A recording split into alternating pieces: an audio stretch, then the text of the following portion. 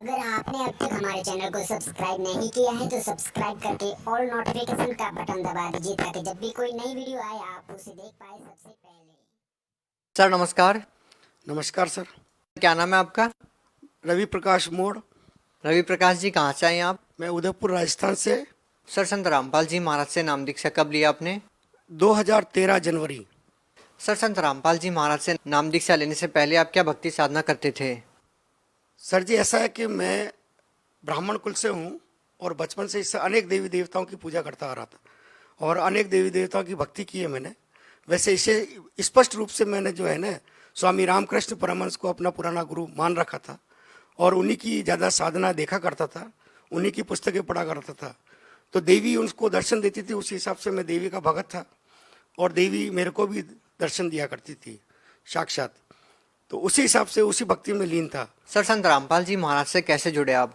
2012 में मैं जब देवी की साधना कर रहा था तो मुझे अचानक ऐसा लगा कि मेरे को कोई ना कोई भगवान मिलने वाला है जो कोई बहुत ही ज़बरदस्त है। इस प्रक्रिया के अंदर मेरा मन नहीं लग रहा था उस साधना को करने में। तो 2012 के बाद में दिसंबर के अंदर मेरे को एक मेरा मित्र था, उसने ज्ञान गंगा पुस्तक लाकर मेरे को दी। उस समय वो गुरु जी को, संत रामपाल जी महाराज जी को बहुत गालियाँ दे रहा था। तो मैंने उससे पूछा, भाई आप गाली क्यों दे रहे हो संत जी को? कि देखो ऐसा संत है, हमारे देवी देवताओं के बारे में ऐसा बताता है। तो मैंने कहा इसमें ऐसा क्या बता दिया? कि देखो भगवान को भूत बता रहा है। तो मैंने कहा भगवान तो भागवत गीता में बताया है कि मैं भूत ही हूँ, भूतों में सबसे बड़ा भूत मैं ही हूँ। तो मैंने कहा ऐसा करो, आप ये किताब पुस्तक मेरे को दे दो। तो उन्होंने कहा ठीक है, मेरे किसी काम की नहीं है, आप ले लो इसको। मैं उस पुस्तक को लेकर जब घर पे गया और मैंने उसको ध्यान से पढ़ा तो उस पुस्तक को पढ़ने के बाद में मेरे एक श्री देवी का फोटो लगा हुआ था। तो उस देवी को मैंने प्रणाम किया। मैंने कहा अगर ये कबीर साहब भगवान है और ये संत जो बता रहे हैं वो सही है तो मुझे इनसे मिलना है। उस दौरान क्या हुआ, मेरे को अनेक देवी देवता नजर आते थे खुले तौर पर। तो मेरे को लगा ये मेरे को रोकना चाहते हैं। तो जैसे ही मैं रात को सोने के लिए गया तो बिस्तर पे जैसे मैं लेटा, थोड़ी देर बाद में स्वयं कबीर साहब आए लेने के लिए। तो मैंने देखा स्पष्ट रूप से। तो मैंने कहा ये कौन है? तो मैंने उनसे पूछा कि आप कौन है? कि अच्छा बेटा बताओ मैं कौन लग रहा हूँ आपको? मैंने कहा आप कोई भगवान ही लग रहे हैं। अरे मैं भगवान ही तो हूँ। मैंने बहुत ध्यान से देखा कबीर साहब के गोल्डन कलर के हेयर, सुनहरे बाल और रक्त वर्ण उनका, और वो जिह्वा से नहीं बोल रहे, ध्वनि से उनसे बात हो रही थी मेरी। तो मैंने उनसे थोड़ा प्रश्न पूछना चाहा। मैंने कहा उन्होंने मेरे को टोपी उतार के मेरे को बताया कि मेरे को ये 2 गुप्त मंत्र हैं, तत् और सत मेरे को दे दो। तो मैंने कहा परमात्मा, ये अगर आप परमात्मा हैं तो ये मेरे पास नहीं है, कि मेरे पास है। आप ऐसा करो बरवाला आ जाना। तो मैंने कहा बरवाला में तो रामपाल जी रहते हैं। तो उन्होंने मेरे को बताया कि मैं ही रामपाल हूँ और आप वहाँ पर आ जाओ। मैंने कहा ठीक है। जाते जाते उन्होंने मेरे से कहा कि देर मत करना, बहुत तेजी से समय निकल रहा है बेटा, तुरंत चले आओ। ये कह के फिर बाद में जाते जाते उन्होंने मेरे से कहा कि श्रीदेवी ने मेरे को भेजा है। तो मेरे को दिमाग में आया, मैंने कहा श्रीदेवी कौन है? जब परमात्मा चले गए मैंने देखा मेरा पूरा शरीर जो है पसीने से भीग गया और आंसुओं से तर हो गया। जब मैं सुबह हल्का सा सही ढंग से हुआ तो मैंने उस देवी के चित्र की तरफ देखा। मैंने कहा ये श्रीदेवी है, लक्ष्मी देवी, इसके बारे में परमात्मा ने कहा था। उसके बाद में मैं दूसरे दिन नहीं गया। फिर रात को वापस आया परमात्मा, क्या अरे देर क्यों करता है, जा तुरंत नाम ले। ठीक है।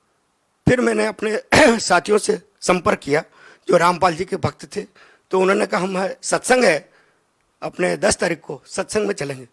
ठीक है, मैंने कहा सत्संग में चलेंगे। सत्संग में जब गए तो वहाँ जाके गुरुजी से आशीर्वाद लिया, संत रामपाल जी महाराज से। तो ये तो सबसे पहला मेरा। सर, बहुत सारे ऐसे लोग हैं जो भक्ति करते हैं और वो भक्ति इसलिए करते हैं कि उनको शारीरिक लाभ मिले, मानसिक लाभ मिले। तो हम आपसे एक तो ये जानना चाहेंगे कि संत रामपाल जी महाराज से नाम दीक्षा लेने से पहले आप जो भक्ति साधना कर रहे थे, उन साधनाओं को करते करते आपको क्या क्या परेशानी आ रही थी? आपको कोई शारीरिक या मानसिक परेशानी थी? अनेक मानसिक परेशानियां थी, कभी कोई संतुष्टि मिली नहीं हमें।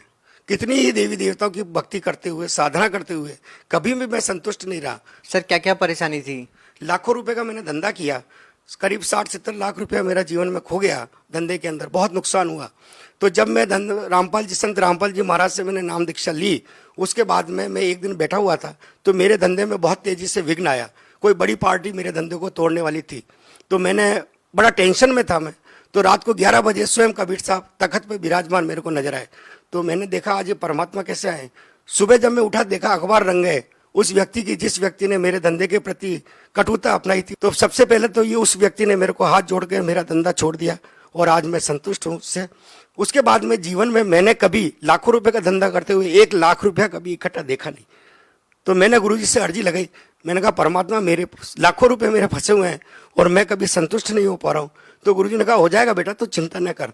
उसके बाद में मेरे को करीब 6 महीने बाद में करीब 11-12 लाख रुपए एक साथ मेरे को एक व्यक्ति ने जो मेरे फंसे हुए थे धंधे में दिए। सर कहते हैं कि पहला सुख निरोगी काया। क्या आपको संत रामपाल जी महाराज से नाम दीक्षा लेने के बाद कोई शारीरिक सुख भी हुआ है? क्या पहले कोई शारीरिक परेशानी से पीड़ित थे? हाँ जी, ऐसा है। कभी यूँ तो शारीरिक पीड़ा नहीं थी, लेकिन अचानक एक दिन मेरे गले में गांठ हो गई थी। तो मैंने गले की में आवाज़ बंद हो गई। तो मैं डॉक्टर के पास में गया तो डॉक्टर ने कहा कि भाई आपके गले में श्वसन नली के ऊपर गांठ है। तो मैंने कहा कहीं कैंसर की है कि हाँ जी, मैं लगता है आपके गले में कैंसर की गांठ हो गई है, तो इसको ऑपरेट करना पड़ेगा, खोल के देखना पड़ेगा। तो मैं बड़ा घबराया। मैंने कहा अगर आवाज़ नहीं निकल रही थी मुंह से, तो उसने दवाई भी लिखी। मैं घर आया, मैंने गुरुजी संत रामपाल जी महाराज से प्रार्थना लगाई। तो दंडवत करने के बाद में मैंने कहा परमात्मा मैं तो कभी अस्पताल जाऊंगा नहीं और मैं गले में ये ऑपरेट करवाऊंगा नहीं, आपको जो आप ही इसको ठीक करेंगे। तो 2 या 3 दिन बाद में अचानक सुबह जब मैं उठा तो मेरे मुंह से बहुत सारा ब्लड बाहर निकला, गांठ फूट गई थी और निकलता चला गया। तो वहाँ होटल पे बैठा हुआ था मैं, तो उन्होंने होटल वाले ने कहा अरे आपके मुंह से इतना ब्लड निकल रहा है, आप डॉक्टर को दिखा दो। तो मैंने कहा नहीं, अंदर गांठ है वो फूट गई है, और मेरी आवाज़ एकदम से खुल गई। आधे घंटे बाद में मैंने आराम से नाश्ता भी किया, चाय भी पी, और आज दिन तक मेरी गांठ बिल्कुल गला एकदम स्पष्ट हो गया। सर किस डॉक्टर को आपने दिखाया था? आपको जो कैंसर की गांठ थी वो कौन से हॉस्पिटल में, किस डॉक्टर ने आपको बताई? उदयपुर में है, सेक्टर 4 परतानी डॉक्टर है, उनको दिखाया था मैंने। तो उन्होंने कहा कि भाई आपको ये ऑपरेट करवानी। उसके बाद में मैं गया भी नहीं, जाने की जरूरत भी नहीं पड़ी मेरे को। सर देखिए बहुत सारे ऐसे श्रद्धालु हैं जो संत रामपाल जी महाराज से नाम दीक्षा लेने से पहले बहुत सारा नशा करते थे। क्या आप भी पहले कोई नशा करते थे? नहीं, ऐसा है कि भक्ति में आने से पहले करता था, मैं तंबाकू खाता था। वैसे मैं ब्राह्मण कुल में जन्मा हूँ, तो शराब वगैरह इन नशों का मेरी आदत नहीं थी, लेकिन तंबाकू जरूर खाता था। लेकिन 18 साल पहले 16 साल पहले मैंने उसको त्याग दिया था। तो नशे की वजह से तो मेरे को कोई दिक्कत थी नहीं, और ब्राह्मण कुल में होने की वजह से इन सब चीज़ों से हम दूर थे। और मेरे परिवार के सभी लोगों ने भी संत रामपाल जी महाराज से तुरंत नाम लिया है। सर जिस संत से नाम दीक्षा लेने के बाद आपकी कैंसर जैसी भयानक बीमारी ठीक हो गई है, इस बारे में आप क्या कहना चाहेंगे? असल में यह है कि संत रामपाल जी महाराज जो हैं स्वयं कबीर साहब का ही रूप है। वो एक लीला कर रहे हैं, क्योंकि संत रामपाल जी महाराज ने ऐसा कोई काम नहीं किया कि जिससे कोई भी गलत बात हो। संत रामपाल जी महाराज ने विधिवत सबको भक्ति की प्रेरणा दी है, और लोग उसको गलत समझते हैं, क्योंकि लोग ये देखते हैं कि हम वर्षों से जिन देवी देवताओं की पूजा करते आ रहे हैं, उन पत्थरों को पूजते आ रहे हैं, तो वो भगवान क्यों नहीं है, जबकि वो संत रामपाल जी महाराज की भक्ति को सुनना भी नहीं चाहते।